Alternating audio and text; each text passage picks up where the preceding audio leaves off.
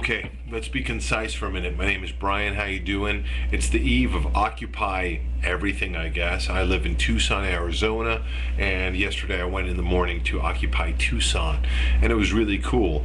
And it seems like Occupy Tucson is going really well in sense of it's working out between the uniformed authorities that represent the system and structure and those who are participating as part of the so-called 99% who want to articulate the fact that something is going wrong and that they're displeased with the way the system has apparently been co-opted by disembodied entities called corporations and moneyed interests that have taken our collective public democratic space and used it for their own fetid interests.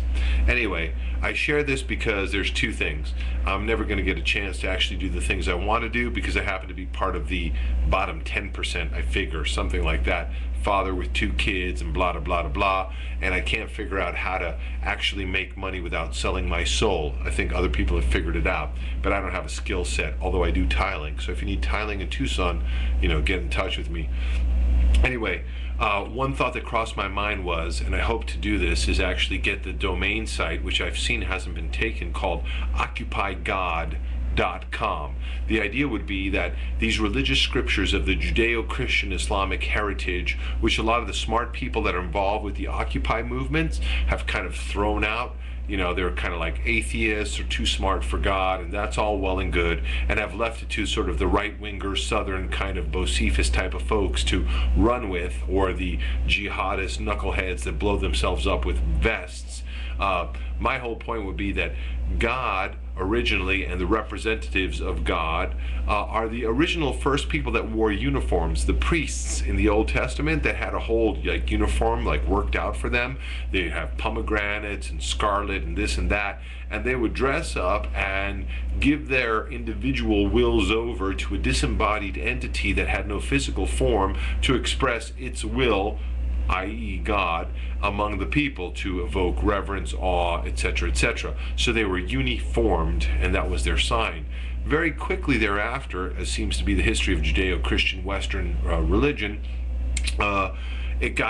that same uniform idea got used in the military. So people would fight each other, and the guys on side A would have this uniform, and then the people on side B would have that uniform. And the Romans really perfected it so that it would be really cool if someone's wearing a uniform. You don't mess with them. Well, nowadays we have the manifestation of this in the form of the police, of the military, who wear this uniform. So the people that are actually in the uniform at the time that they meet you at Occupy Chicago, Tucson, LA, Rome, Paris, China, Tiananmen Square, at that moment while they're in the uniform, you can't be pissed off at the human individual in the uniform, because essentially they're violence whores. It's not whores in a bad way. I mean, if you feel whoredom is bad, that's your projection. But a whore is essentially someone, a prostitute or whatever, who is doing something which is essentially part of life, but they'd rather not do for the money. But they need money, and so they spread their legs.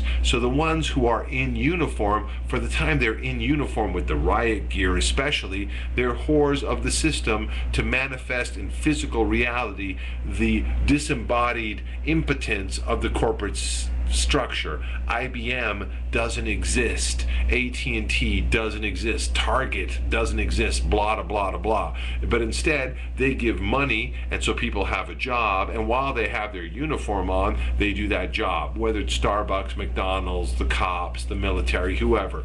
If you have a uniform and you wear a uniform, essentially, you're a whore. And it's not meant as a denigration. It's meant for people that don't understand that when you're an individual and you're talking to the cops, while they're on the clock, they have a job to do. And when the call comes down, all right, Unit 6, it's time to bust some heads, the people are heavily conflicted. Therefore the rage, therefore the frustration, because every cop is first and foremost a human being. It's kind of like in the old days of slavery, when there were slaves, but you'd have some slaves that were the boss, the field bosses, and so they would fucking whip the slaves even worse than the masters would whip the slaves, but they were still slaves. The same with the quote-unquote house nigger. The house nigger who was honored by being in the house and taking care of the nanny, who would then look down on the other slaves. So the same thing with the cop. cops. The cops get to hang out when the movie shoot is in town or when something big is happening, as long as they're in the blue uniform. Hey, officer such and such who's off duty watching this, why don't you try and socialize with Mr. Owner of Canyon Ranch or Mr. Ocean, owner of Ventana Corporation, when you're not in uniform, and see whether they give you the time of day. You know it's true. We know it's true. So you're all good. You're just a person like we all are. And some of us are just bitter that we can't make 30, 40,000 a year with benefits. So that's part of the 99%. Then there's this other aspect of the 99%, which is kind of like, really, we're not the 99%, not even me, because those of us in the United States who get to hang out in LA or Wall Street or Chicago or wherever, we're part of like the top 10%. The people in freaking Africa and Indonesia and China, these are the really jacked up people. And until about 5, 6, 7 years ago, until most of you folks lost your 401ks and all that bullshit, you didn't care about the other people. But that's okay. Waking up happens when it happens. So now you're awake. Welcome to the real world. So the point of the matter is that at the core of all that, the concepts have always been in existence. Jesus spoke about it. He just totally does not like the Fox people. He just totally does not like the shareholders of Raytheon or McDonnell Douglas or any of the military apparatus which kill people. If you're a soldier, Jesus says, fuck you.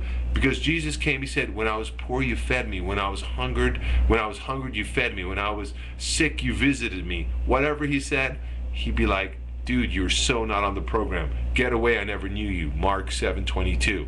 But the thing is, all the people that are involved, like Peter Joseph from the Zeitgeist, whom I love, Peter, you rock, have kind of thrown out the religion bathwater with the baby with the bathwater. And the thing is, if you're smart enough to read your whatever the things are, you're smart enough to read the Bible and the Quran, and you really should, because it supports exactly what's going on. It totally disenfranchises the people that live in their ivory towers. Anyway, that would be OccupyGod.com. I hope I get to it. If I don't, I hope somebody runs with it and doesn't just like infiltrate it.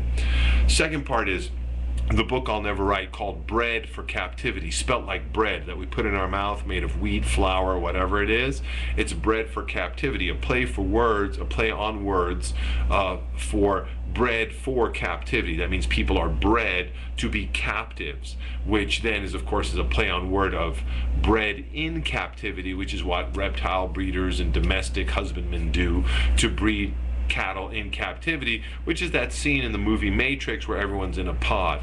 The whole point of the book would be to outline, first of all, that evolutionarily it makes sense, because I live in Tucson, Arizona, and the people in the wild, wild west of the United States, if there hadn't been a gold rush in the mid-1800s, no one was coming out to the wild, wild west. You needed something like total greed. Ooh, I want to get gold, to bring people out. Or the wild, wild west types like Wyatt Earp and Doc Holliday, who made Tombstone famous. People who came out here in their youth and then shot, and they didn't live like Billy the Kid to be past 19 or 20. So they didn't breed. Their genes of fighting the power and taking risks kind of died with them. Then there was the second tier, the merchants, the ones who thought, oh, maybe I'll go out and make a buck, and there was nothing out there for them in the East Coast, or they had a little legal thing, and so they came out here and maybe they bred somewhat. But then by the third tier, the fourth tier, my fifth tier, when people came out, when there were highways and roads and hotels and comfortable stuff, then they come out here and they're very happy being cows and just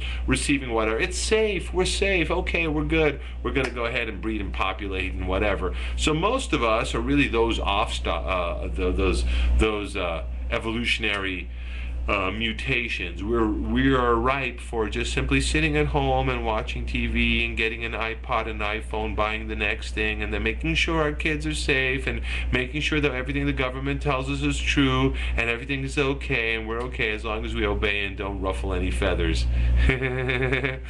But under the circumstances, we have a recessive gene, and the recessive gene is manifesting itself, because no matter what happens in the system that has worked to create for us little safe havens to become docile workers and functionaries of a system that is essentially a human consuming system, because that's what corporations, which are disembodied entities and don't exist, need docile humans like you, like me.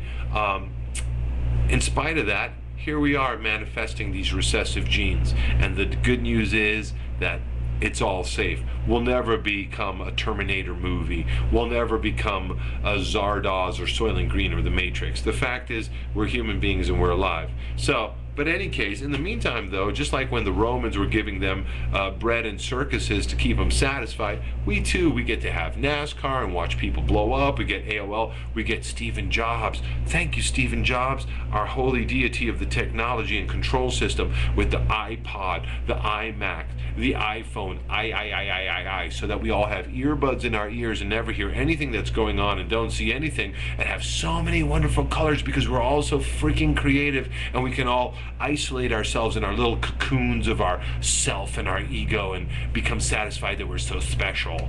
Well, Stephen Jobs was a wonderful person, but when you read his history, of course, you find out that he was adopted by his parents and he couldn't stand his birth father, and really essentially what happened was he gave his love over to this technological structure, kind of like Bill Gates. Bill Gates, I'm sure, is a wonderful guy, etc., but you know, the thing is, this monetary system we have rewards something. It comes from nothing. The money, the symbol, which is debt, by a fractional reserve system. By the way, you should look up Peter Joseph and Occupy LA when he spoke to the public there. You should really see the Zeitgeist movies if you were clever. Never mind too much about the Jacques Fresco stuff. Nice enough guy, but he was really kind of fixated on Pavlovian dog conditioning and B.F. Skinner models of psychology. But the Peter Joseph stuff lays it out very nicely without any negativity, with it all being positive, explaining the evolutionary dynamic of what we now currently occupy, where we imagine that the money that we use actually has value, as opposed to being signs and symbols of debt and something that doesn't exist, kind of like the emperor's new clothes. So the people that are the top 1%, so-called, who are happy and whatever, and create and generate the American dream, they're in fact relying on you to stay asleep, to close your eyes, to put on your earbuds, to hope that your 401k is good, but now it's all gone. Because on top of it, they're shitting on you, because that's what they do. Because at this point in time, it's an act of theft, an act of deception, an act of evil. Look at OccupyGod.com in case you want at the beginning. Which is so bold-faced and so unashamed that they're taking away from you your houses, your future, your air, your water, and making you pay through the nose. In a couple of weeks, it'll be your milk, it'll be your cheese, it'll be your etc. And the thing is, you're just giving it, because it's like the emperor's new clothes. Just open up your eyes. Where did the money come from? This dollar bill, these electronic widgets. Who benefits from everything? That's the whole point of the concept. But the thing is, Bread for Captivity then would be a book that I would also trace all the lovely entertainments we have, including this self-indulgent YouTube speaking to a little plastic ball as if I'm reaching you. But you know, I'll get whatever number of hits or views or comments or subscribe. I would do better to have a cute little baby chattering, I'm so cute, I'm so cute, or playing Minecraft or something like that, and then millions of people would watch and be entertained, and we all stay around this little computer YouTube thing. Anyway, I'm probably over my 15-minute limit for YouTube. YouTube, thank you very much. My name is Brian. I live in Tucson. Occupy Tucson. Occupy your own town. Occupy yourself, because you have not seen yourself in years. Touch your body. Pinch yourself, because you're not virtual, you're not real. Then get out to a community and meet other people and just listen. And if you're a Fox News fan, get rid of that stuff.